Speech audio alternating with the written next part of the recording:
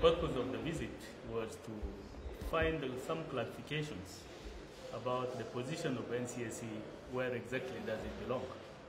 Because of recent, we found that the NTC, which is the body supposed to take care of the whole mechanisms, it seems there is some misconception that the NCSE, having foreign elements, is being supported by maybe foreign bodies.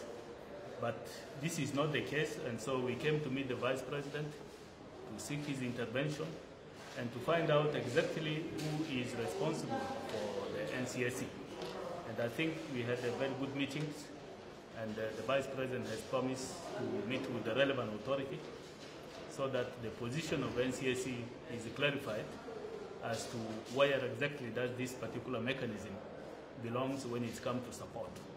The NCSE has been working for the last 2 years, and it is very hard to find it supporting the activities that we do, and the work is very intensive, doing all the bills, incorporating the agreement into the constitutions.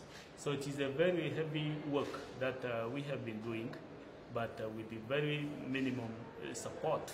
That is why we came to see the first Vice President to find out exactly which body that is supposed to help.